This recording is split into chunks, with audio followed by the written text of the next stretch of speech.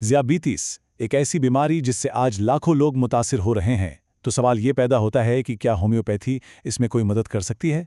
चलें, आज हम डॉक्टर मोहम्मद नईम तबस्सुम साहब के 38 साला तजुर्बे की रोशनी में ज़ियाबितीस के 10 बेहतरीन होम्योपैथिक इलाज को समझने की कोशिश करते हैं। तो इस पूरी गुफ्तगू में हम क्या क्या जानेंगे।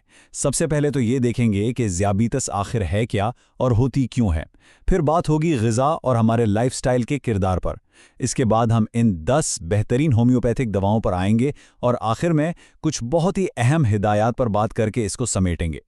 तो चलें शुरू करते हैं सबसे पहले और बुनियादी सवाल से कि आखिर ये ज़ियाबितीस है क्या। देखें, तिब्बी ज़बान में तो उसे मेटाबॉलिक बीमारी कहते हैं, लेकिन अगर आसान लफ्ज़ों में समझें तो इसका मतलब सिर्फ ये है कि खून में शुगर की मकदार यानी ग्लूकोज ख़तरनाक हद तक बढ़ जाती है। अब ऐसा होता क्यों है?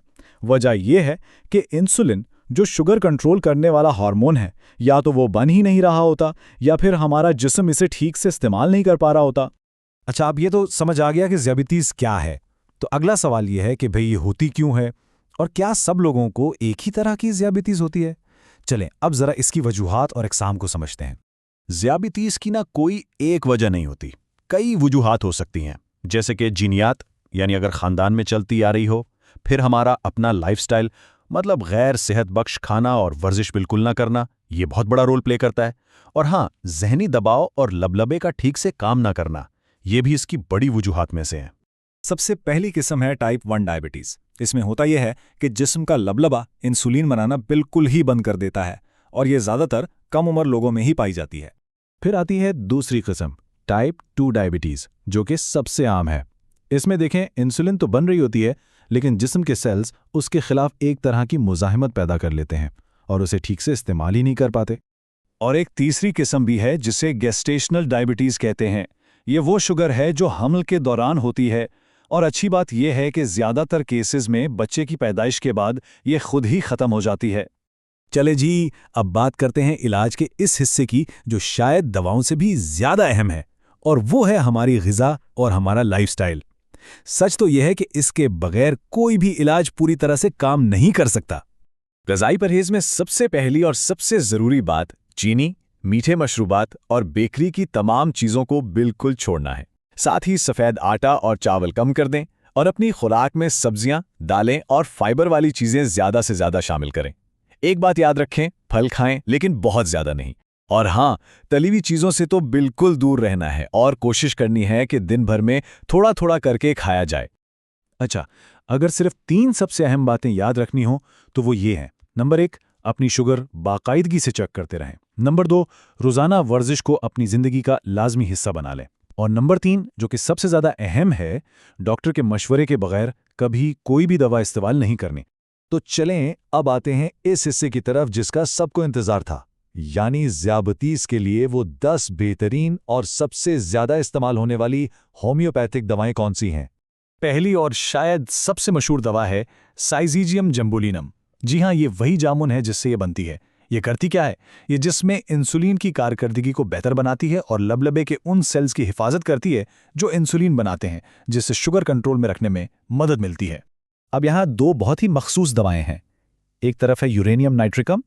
ये उन लोगों के लिए है जिनका शुगर की वजह से वज़न तेज़ी से कम हो रहा हो और बहुत ज़्यादा कमज़ोरी महसूस होती हो। और दूसरी तरफ है फॉस्फोरिक एसिड। ये दवा ख़ास तौर पे तब काम आती है जब शुगर किसी गहरे दुख, सदमे या ज़हनी दबाव के बाद शुरू हुई हो। चौथी दवा का नाम है लैक्टिक एसिड। इसकी सबसे बड़ी निशानी यह है कि मरीज़ को भूख तो बहुत लगती है, लेकिन खाने के बावजूद उसका वज़न गिरता चला जाता है।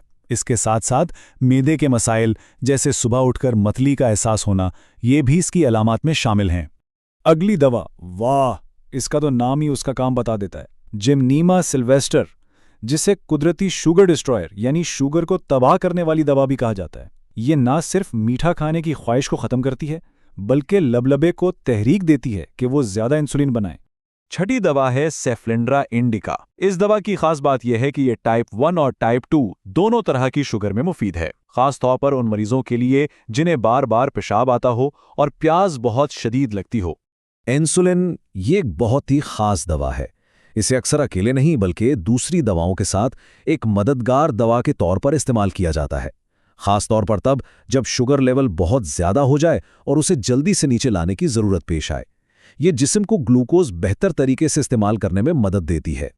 आर्सेनिकम एल्बम इसके मरीज की तस्वीर बिल्कुल वाज़ेह होती है। शदीद बेचैनी के साथ कमजोरी, जिस्म में जलन का एहसास और एक बहुत ही अजीब सी प्यास, जिसमें मरीज बार बार बस एक घोंट पानी पीता है, और ये तकलीफ खास तौर पर रात को बढ़ जाती है। नवी दवा है एब्रोमा ऑगस्टा, और ये खास तौर पर ज़ियाबतीज़ के लंबे अरसे के बाद होने वाले नुकसानात से बचाने के लिए बहुत अहम है। ये हमारे गुर्दों और दिल को उस नुकसान से महफूज रखती है जो हाई शुगर की वजह से हो सकता है। आसान लफ्ज़ों में कहें तो ये जिस्म की अंदरूनी सोजिश को कम करती है। और हमारी आखिरी यानी 10वीं दवा है फॉस्फोरस। इसकी सबसे बड़ी निशानी क्या है? शदीद प्यास और ख़ास तौर पर बर्फ़ जैसे ठंडे पानी की ख्वाहिश। इसके अलावा मरीज़ शदीद जिस्मानी और जहनी थकान का भी शिकार होता है और इसका वज़न भी मुसलसल कम हो रहा होता है। तो ये थीं वो 10 दुआएं। अब इन सब को जानने के बाद चलें आखिर में इन सबसे अहम नुकात को एक बार फिर से दोहरा लेते हैं, ताकि कोई भी बात जहन से ना निकले। ये 4 उसूल हमेशा याद रखने वाले हैं। पहला, होम्योपैथी में हर मरीज की दवा दूसरे से मुख्तलिफ होती है। दूसरा, सिर्फ दवा से काम नहीं चलेगा, खुराक और लाइफस्टाइल को बदलना लाजमी है। तीसरा, अपनी शुगर को मुसलसल मॉनिटर करना, इस पर नज़र रखना बहुत ज़रूरी है। और चौथा और सबसे अहम, कभी भी खुद से इलाज शुरू करने की कोशिश ना करें। तो फिर इन तमाम मालूमात के बाद सबसे बड़ा सवाल यही है कि अगला कदम क्या होना चाहिए? और जवाब बहुत सीधा और साफ है, अपने डॉक्टर से मशवरा करें, क्योंकि सिर्फ एक माहिर डॉक्टर ही आपकी हालत को ठीक से समझकर सही इलाज तजवीज़ कर सकता है।